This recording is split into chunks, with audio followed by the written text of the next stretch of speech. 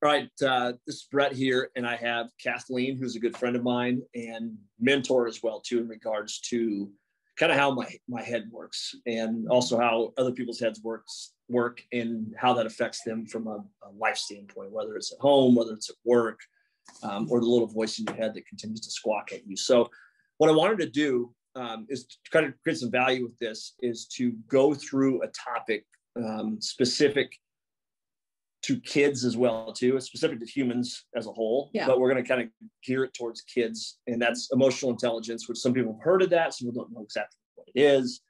We'll kind of go down a little bit of a path here in regards to what is it, how does it affect us, specifically kids, and then hopefully as well, too, like what are the things that we as parents can do to help our children become more emotionally intelligent. So sure.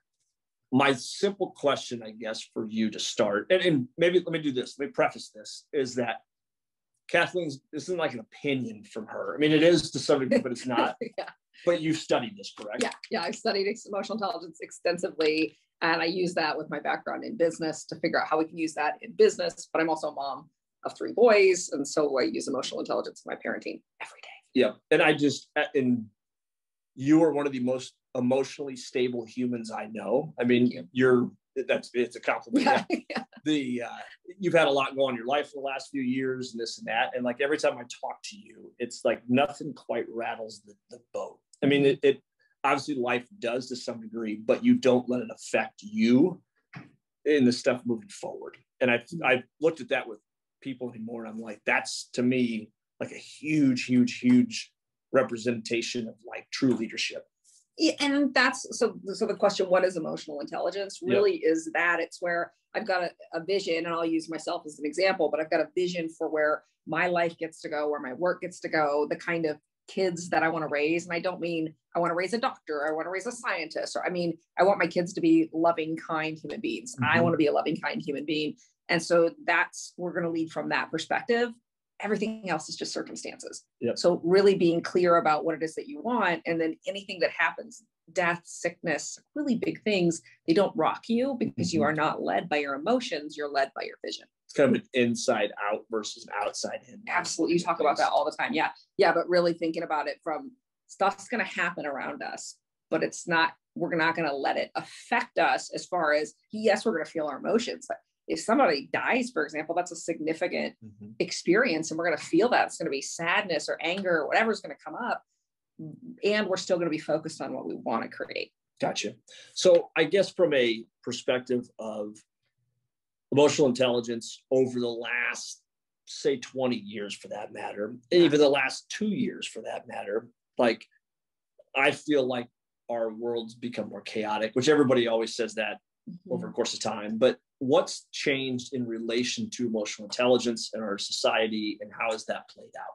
Yeah, so I'll give you a little bit of my opinion here, but a little bit of the basics of that. I think if you would have said 3 years ago to the average 30, 40-year-old, I'll just pick that age, and you'd say, so what is the biggest thing that has affected you or rocked your boat? And at that age, a lot of us really haven't had a lot of really rocking our boat things. I mean, really, the average age now of death is 76. So even at the age of 30 or 40, you may have gotten into your parents' death. Maybe someone around you has had some serious illness, but there are a large amount of people that 2 or 3 years ago hadn't really been impacted that much by any significant events other than things that we would consider positive things like marriage or birth of children. And now all of a sudden the pandemic happens, and we have all of this uncertainty in our families and ourselves and our world, our jobs, our financial, everything's up in the air. And then we've got all this death that's around us. And so now all of a sudden people that have never experienced this before, it's right in front of them. And so these things that could really rock us, they're all present, and they're all present at once. That might be a lifetime's worth of rocking the boat, a lifetime's worth of experiences that were happening in 2 years. And so now all of a sudden, it would totally overstimulation, and we don't know what to do with it. And so then now we see, fast forward a few years, depression, anxiety, our mental health is really, here in the United States as a country, is in shambles because we've had this overstimulation for the past few years. We kind of had an understimulation, then an overstimulation, and our ability to handle that intelligently, hence emotional intelligence. we're not capable, is kind of what you're saying there. Yeah. And this is you and I as adults talking about this. Think about our kids who have been out of school, in school, not really sure. Their friends have gotten sick. They're worried about getting sick. All these things that, I don't know about you, but I faced some things because my dad had cancer when I was 10. So we had a little bit of that rockiness and that uncertainty, but I never worried about my own health. I never worried about some of the things that kids now are worrying about because of the situation we've been in for the last few years. So you add that on, and then we wonder why there's such turmoil in the schools. Yeah. How does social media play a role in that? Because I know that's a big topic that gets brought up with parents. Yeah. Emotional well-being of their kids. Yeah. So social media for children? Just across the board as a whole. Because I agree, like it affects adults as well too. And we'll kind of tailor this more towards kids, but like how has social media impacted emotional intelligence as a whole? So I think we can really cover this because it impacts adults and kids, but we'll focus on the kids here. Again, we can look back to when we were growing up. If you wanted to talk to somebody nicely, not nicely, however you want, how would you do that? Like face to face. Yeah, there really wasn't either way. Or you call them up on their phone, and there would be a phone at home where somebody would answer, and maybe a sibling also answers at the same time, or a parent, but there's not really a privacy there. And if you wanted to say something that was perceived as bad about somebody else, what were the channels that you had to do that? Yeah, I mean, face to face, on a phone. That was about it. Yeah, or maybe gossip. Maybe you've got some friends that got together at the mall and you started talking about somebody else, or so that kind of stuff can happen. Yep. But today we have social media, which means that I can say whatever I want about anybody at any time, and there's really no ramifications for it that we think of. I think there's a lot more that are being put in place, especially the police are stepping in on social media and calling that just the same as if somebody was person to person. So I do think that there's a lot of corrections that are happening now. But our kids have so much access to that if we let them. It's really hard to monitor. So I have a 13-year-old. He does have a phone, but we really, that's probably the hardest job parenting a teenager, is understanding where do we give him that permission to fail or to really explore, but yet it's still safe. Yeah. And that from an emotional intelligence perspective, that could rock your world, because if you even something as simple as a parent innocently posts a picture of their daughter's birthday and says, had such a great time at Maggie's birthday, glad her friends could come. And another parent sees it and their child wasn't invited. All of a sudden, the parent, and then maybe the child, I'm using the parent example, but if it's a child that sees it, and then that child feels bad because didn't get invited to the party. Yeah. In the past, we would have said, just don't tell that person, or kept it. Facebook opens that all up. Yeah. And so now that creates even more challenges. And then these kids, they see that and they don't know what to do because they can't get away from it. Even to that example as well too, or a parent sees that and they're like, our birthday party wasn't as cool as that. The kids like, how come we didn't get to do that for my birthday party? And it's a comparison game. And I feel like that, like the ability for a kid, an adult, let alone a kid, to be able to process like, what's that feeling I feel of insignificance or insecurities or whatever it might be on there appropriately, and not going right down that rabbit hole then of, oh, I'm just less of a human then, or there's something wrong with me because I don't have that. Like people's ability to process that seems like it's just become worse and worse with time from a overall perspective of it, I guess. Sure. I mean, comparison is the thief of joy. And that may sound like a slogan, but it's true. I may think, wow, my water bottle is really cool. I have a super cool pink water bottle, but then I see Brett's and he's got this stainless steel looking water bottle. And I think, oh, my water bottle's not cool anymore. And while that might seem like a really simple explanation, it happens all the time with clothes and with shoes. And it used to happen in person, and now it's happening on social media. We see somebody that goes on vacation and thinks, well, I thought my vacation was cool, but they're going to Turks and Caicos, or they're doing this, and now all of a sudden my stuff's not cool. So it's happening with parents, and it's also happening with kids. And that's the challenge, because we get stuck up in our head in thinking, I must not have enough, be enough. Correct. These worthiness conversations, those have always been around. They're just more prevalent, and we have more opportunities now to see what other people have. And let's be honest, what people post on social media is not a reflection of their full life. It's a tiny reflection of a piece of their life. Most of us aren't posting pictures of our messy kitchens or the real nitty gritty stuff that happens that you don't want anybody to see it. We're not showing that off to the world. One of the, I read it somewhere and it made so much sense, is like you look back to like, say, the 1880s, there was not a lot of comparison back then. Like, you didn't compare your horse compared to somebody else's horse. Your house was a thing you just lived in. Like, you didn't compare that. You didn't have like, my kid has a 3.8 at school and your kid has a 4.0. The comparison game didn't start in our country until we started to have more material wealth. And now all of a sudden we have a medium, to your point, that allows us to show that and see that as well too, that now all of a sudden has accelerated some of this, like you said, feelings of unworthiness to some degree in there. And so my youngest son, I just read Little House on the Prairie, and it's just the coolest series. But the point you're talking about in the 1800s, if I had a bigger horse than you, we would work together, because if we didn't figure it out, we would starve. Correct. Or if you have a warmer house and it's super cold and we didn't we would share, because it was all about, how do we all get through this winter? How do we all work together? Versus me being better than you type of mentality. I mean, it couldn't exist there, because we would die collectively. So our primate, that primal nature would say, well, let's work together to figure this out. That's the piece that has changed, that I see this thought of working together.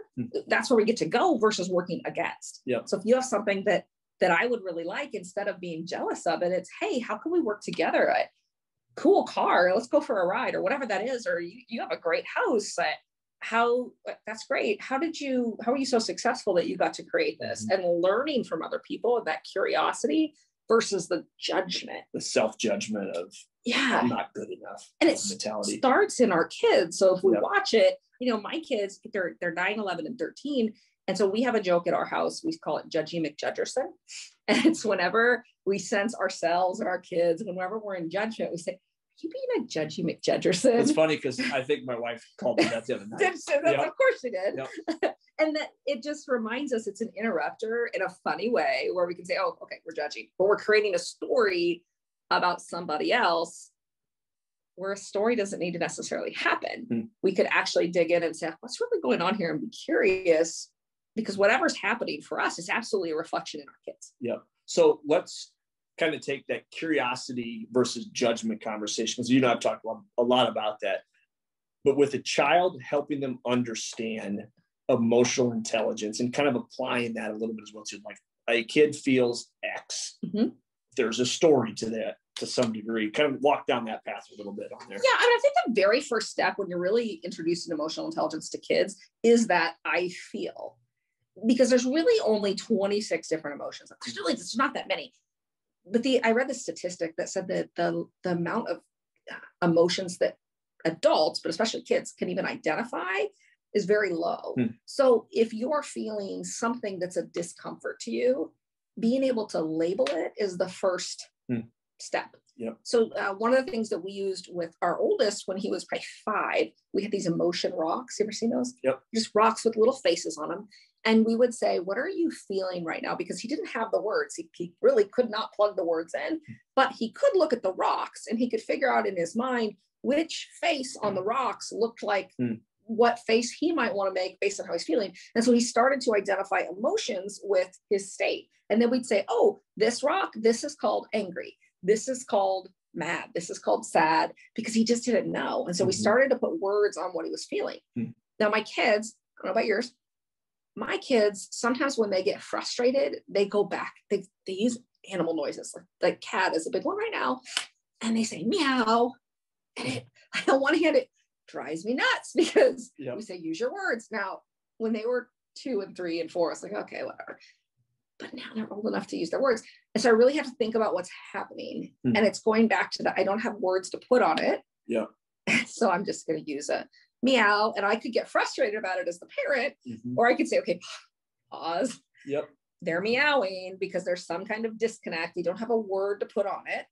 And if I keep pushing to ask for the word, I'm not going to get there. I could just get a piece of paper out. I could say, could you draw what you're feeling right now. Mm-hmm. Because they can do that. It's just that words are they're a secondary piece to actually communicating the emotion. We put a word to something we felt at one point in time in our human language, and they have no clue of what that is. They don't know. They haven't really learned that yet. And so what happens, and this is where you can see it in adults too, but it starts when we're young, is that we have this uncomfortable feeling. We don't know how to label it. So we make it wrong, saying this shouldn't be here. And so then we want to bury it. We don't want to feel it. So how do we see that we bury it? Like with drinking, eating, all these activities that make us feel better, temporarily bury that feeling. And so that's why as an adult, we have these addictions because we didn't want to feel something. We didn't understand it. We made it wrong. And so it felt better to just not feel it. And we got into a pattern of saying, oh, there's that feeling again. Let me bury it. And so then as adults, we have these challenges, but we can address them head on with kids when we're willing to work with them on saying, well, what is that feeling? And not making it wrong.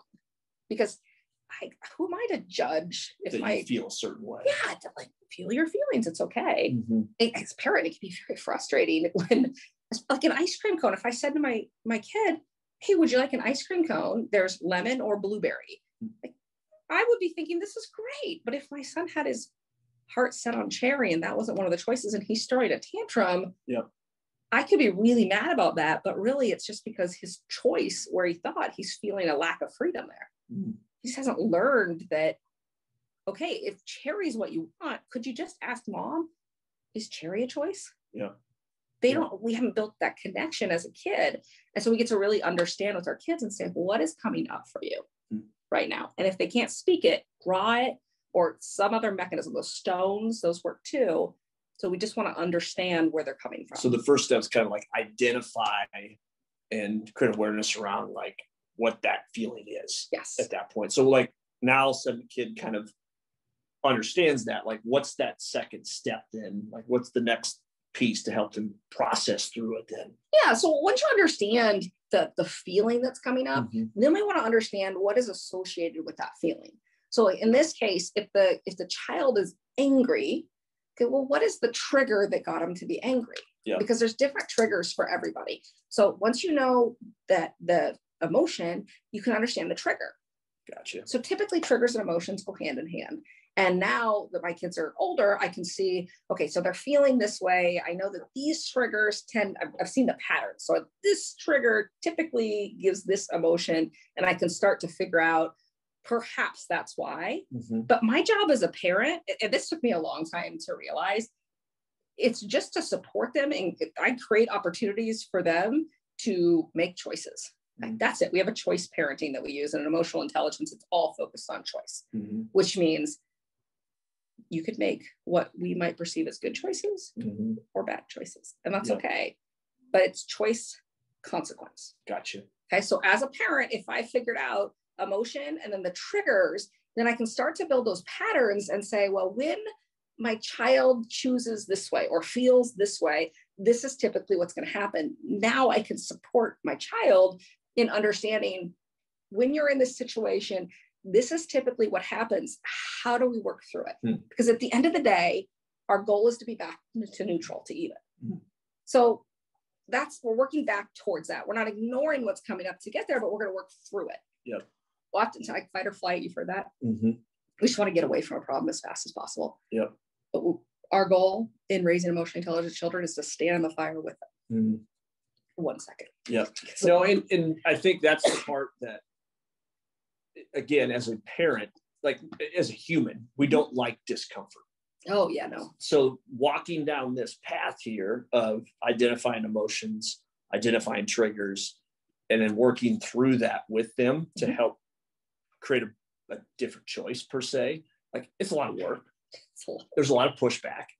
There's a lot of unknown, uncharted territory, because again, most adults, that's the whole beauty of this whole lesson, is like, you yourself as an adult implement this with yourself and first. And that's been something for me. I look at, like, every day, like, when something happens that drives me crazy or irritates me, I have a choice at that point to either react to that from my primal instinct of, I'm going to beat this thing or this person, or I choose to respond based upon my values and my vision for who I am on there. And I always look at it's like I either win or I lose. And that's kind of my scoreboard for the day. And there's some days I lose big. And there's things been trigger. And all of a sudden that fatigue sets in to make the right choice. And all of a sudden, whoop, down the hill I go. And then all of a sudden I get home and my kid does something goofy. And I just kind of like bark at him. And I'm like, that's not how I want to respond. Yeah. And so I guess that's with this piece as well too. Like as a parent working through this, and when you get frustrated and you feel like you're banging your head against the wall, like how do you get past that to stick with the That's a really great question. And I'll give you an example of just a couple days ago. So, Josh, my husband, he was in the office all day. It was Monday. And so I was working at home and the kids were home. Now, one of them is at camp. So I have two here right now, but the one that's at camp is our buffer. He's the one that's always, he's the middle child. He's the one that's just, he's like the smoother of the two. So we've got the oldest and the youngest that are a little bit more emotionally roller coaster. And then our middle, who's even. So he's not there. My husband's gone all day. My oldest and my youngest are just, you can see how this is going to work out. By 2:00 in the afternoon, I'm like, whoa, okay, I know that I am, as you said, normally pretty neutral. But at that point, I didn't really feel like I was in a neutral position. And I made it. Josh got home around 5:30 and I said, I'm out. I get to go take a yes, exactly. It was like a tapping out. I went and took a walk. I took a break. Well, Josh spent, after being at work and in conversations all day with clients, all stuff, he spent the better part of the next 3 hours working with one child and then the other child and then the other child. It was just breakdown after breakdown after breakdown. And so finally, by about 9:00, Josh was tapping out, but I had really felt refreshed. And so we got to tap back in. And we switched off like that. And that was really supportive because at that point, between 5:30 and 9, I was not in the best position to be able to support. But because I have a partner who also shares the same kind of parenting style as I do, that we could go back and forth and we could really be in support of our children and not about us. So in the past, I might have yelled at my kids by 5:30. I'm like, are you kidding me? I just need you to take a deep breath. But you got to know when to tap out. And even if you don't have a partner that's supportive, unless the kids are in a place where it's life threatening, it's okay to walk outside. Just sit here. Or if you have, it's the right thing to do. Put them in the crib or turn the TV on. I mean, whatever you got to do, because we get to be in that neutral space. And so whatever that requires, if that is going for a walk, taking a breath, do that. Because you cannot support our children watch us like crazy. They feel us too. Oh, exactly. And if I peel back Monday, what had happened, so I didn't tell you, my dad's sick. He's fine. He's got a kidney stone. So that's all fun. Just to give a little preface to this. So he's been really sick and he was near death earlier in this year. And now he's doing well, but he had this come up. For me, for a moment, when the kidney stone came up, it was like, I went back into that near death, block and tackle. Right back into that moment. And I got to check myself and say, okay, this is not that. But it's on me. And so as parents, we've constantly got stuff going on like that. But as soon as I make my stuff, my kids' stuff, and I start getting angry at them, it just spirals.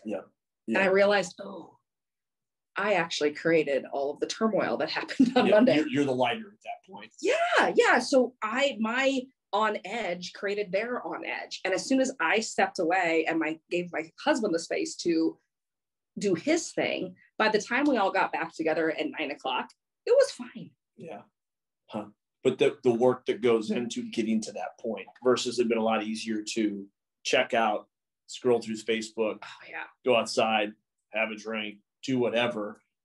And I go back to one thing you said there was like, I remember being when our kids were like infant age, and Andrew and I always laughed, but like once our kids crossed the threshold of like, or not our kids, but we crossed the threshold of like losing complete patience because the kid was just screaming or up at night for 3 hours and the fatigue sets in and you get angry. And we've learned like at that point, it was like hand the kid over. It's in the best interest of the child, it's the best interest of the parent. But once we crossed that threshold of us getting physically, like you said, roused by the situation, we weren't going to calm the kid down. And it's like the kid just felt it, sensed it as well too. And then the other parent would step in, who was relatively speaking chill, and the kid would settle down. And it's just that dynamic, unspoken, like exchange of energy on there is such a huge thing. And as a parent, there's just I even think about like with employees and things like that. Like if I'm riled up, I'm going to bring the RPMs in this entire office through the roof. There was the piece of advice, and I don't even really give advice often because oftentimes, let's face it, if we're not open to hearing it, it doesn't matter. But what I typically say to new parents, if they ask for some kind of advice or thoughts, say, if it's normal sleeping time and your spouse, partner, friend, whatever it is, says something that you don't like, it doesn't count. Like it just doesn't count. And I say that because how many times have you been in a situation at 3 a.m. because the kid's up and you say something to Andrea, and you're like, should have said that. Yeah. And so there's a process that I use. It's called the verbal vomit process. Have we covered this? I don't think so. Okay. So the verbal vomit process, but I use it with my kids all the time too. And it's like holding a bucket. And so they don't always have the language for this, but I know in my head, this is what we're doing. And I'll say, if I have this uncomfortable feeling, I don't even know what it means. I say, Brett, could you hold my bucket? And what I'm really saying is, I just got to let this out. And I just want to let this out. I don't ever talk about it. It doesn't mean anything. It has nothing to do with anything, but can you just be the person that just holds it for me? Yeah. And so you just hold the bucket, and then all of a sudden I'm just going to let it rip. And I'm going to go to a safe place. So my kids, anything that they hear has nothing to do with them. And I can say, oh my God, I can't stand this. Why did I decide to be a mom? Whatever it is, it's just, you're getting up. So everything that we have shoved down for all those years in saying, I'm not going to feel this. I don't want to feel this. It's all going to come up and it's going to go into this bucket. And when I'm done, when I feel well, and you'll know when you're done because you'll want to go lay on the ground with no energy left. And then you'll say, okay, cool. And we never talk about it. Yep. Because it's not something to talk about. It's not real. Yep. It's just energy and emotion, and we just got to get it out. Yep.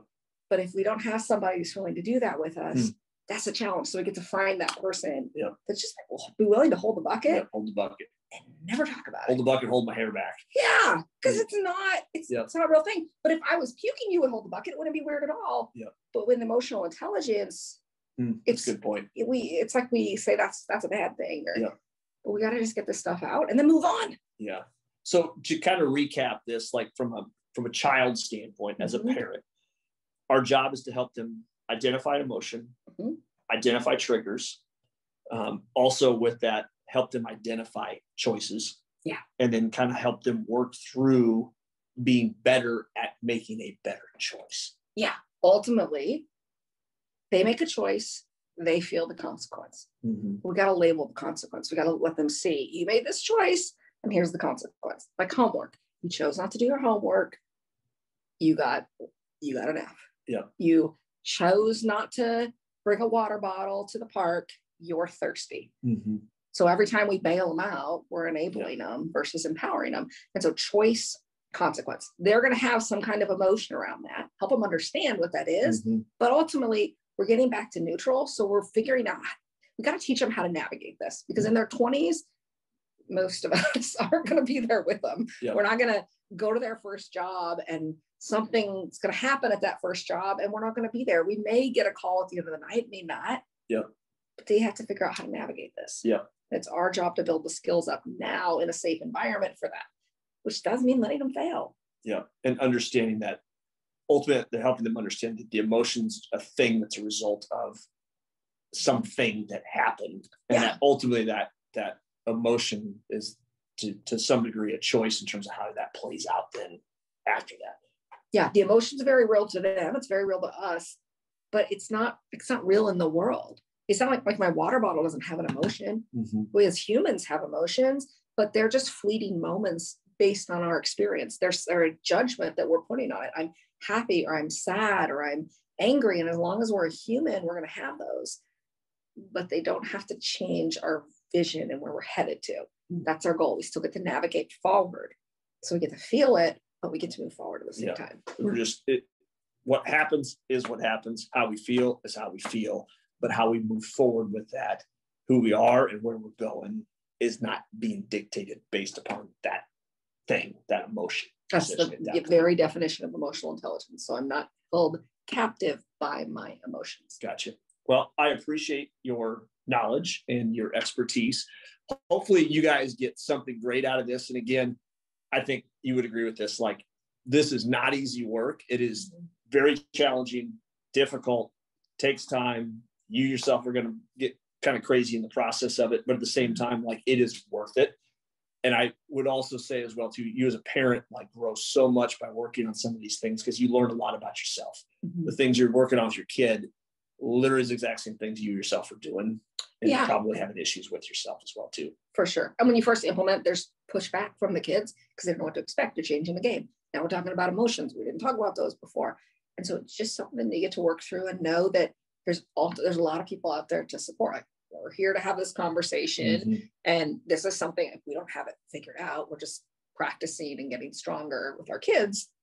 But there are different levels.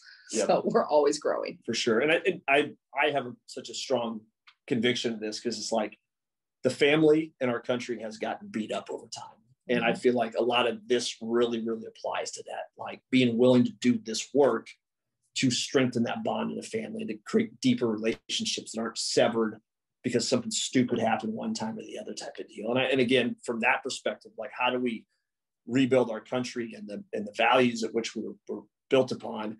Emotional intelligence is the foundation to everything. Absolutely. And your fulfillment in life, that's where it comes from. So again, thank you for that. Do the work out there. It will be well worth it.